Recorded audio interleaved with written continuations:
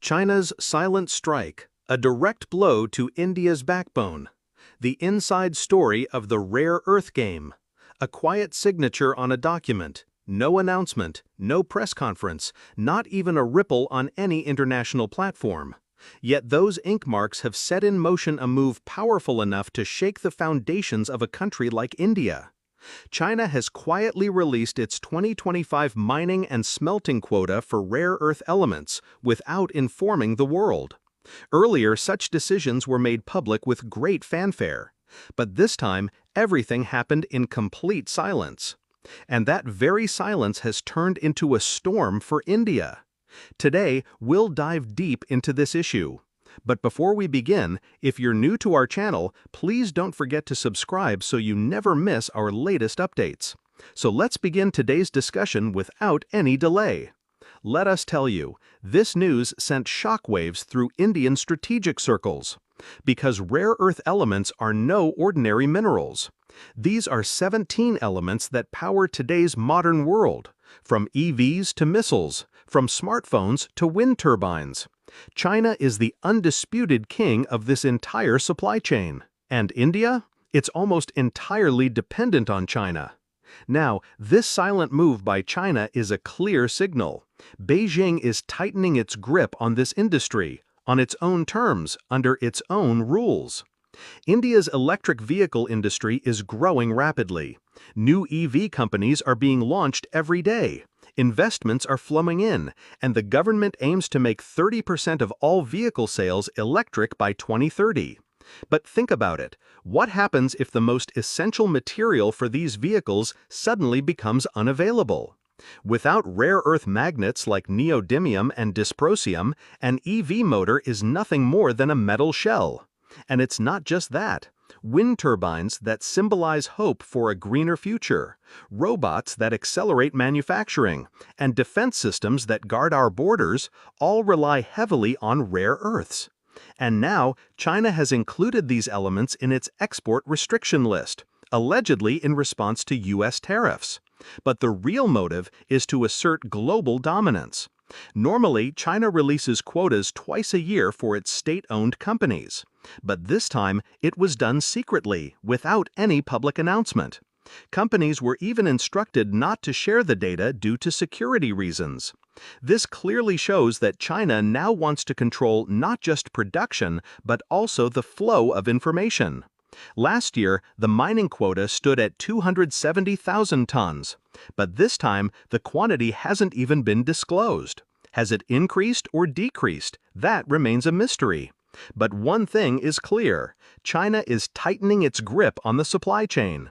And for countries like India, which import over 95% of their rare earths from China, sleepless nights are inevitable. Indian companies are now in a very fragile position. The Society of Indian Automotive Manufacturers, SIAM, has issued a clear warning to the government. Inventory of rare earth magnets is running low. This is directly impacting production. For instance, Maruti Suzuki has had to cut its EV Vitara model production by 2/3 between April and September 2025. Such a massive impact, all from one silent decision. As a result, production costs in India are rapidly increasing.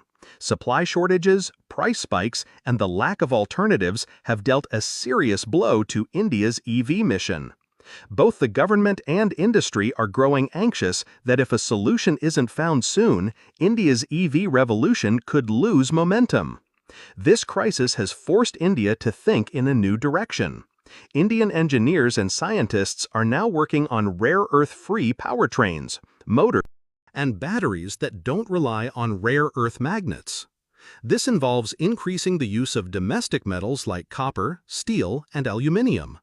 This isn't just a technological shift, but a major step towards strategic self-reliance. But this transition will take time. And until then, what happens? A report by the electronics industry body 𝐮𝐸𝐴 reveals that due to the rare earth crisis, over 21,000 jobs in India are at risk. Products like headphones, speakers, and wearables rely heavily on neodymium iron boron magnets, and nearly all of them are imported from China. Now just imagine, The jobs of the country's youth, the dreams of startups, investments by industrialists, and government initiatives all are shaking due to a single quota system. China has tightened its grip on rare earths so strongly that the entire world is now on alert regarding its moves. Moreover, the defense sector isn't immune either. India's defense projects, missile systems, electronic jammers, radars, all require rare earth elements. And China's control over this supply chain isn't just economic, it's also strategic. This is a serious concern for India's security and sovereignty. History shows that China has been aiming to dominate this sector since 2006. That's when the quota system was first introduced. Gradually, China merged smaller companies to form two major giants, China Rare Earth Group and China Northern Rare Earth Group. Now, these two receive the entire quota, making it a centralized production system controlled directly by the government. In 2024, when China proposed including imported ore under the quota system, even domestic Chinese companies protested. Companies that depended on imported minerals feared losing access to raw materials. But China didn't budge. Its goal was clear: to control the entire industry. This move has had the worst impact on countries like India. India too has rare earth reserves in states like Arunachal Pradesh, Karnataka, and Rajasthan. But we haven't fully exploited them. A lack of clear policy, environmental clearances, advanced technology, and sufficient investment has turned India into an importer. And this very weakness has now become China's strength. Now is the time for India to wake up from this slumber. The Indian government has recently announced some policies to promote rare earth exploration, and the Geological Survey of India, GSI, has been activated. But this is a long process. Until then, India must deal with global pressure, investor concerns, and sluggish domestic production. This crisis has raised another crucial question. Are we ready for technological independence? Can our factories and startups build a China-free supply chain in the future? The answer is yes, if we start now. But if we miss the opportunity again, rare earths will emerge as our weakness. Today, we urgently need to accelerate the exploration of domestic mineral resources, increase investment in R&D, and encourage private companies to enter this sector.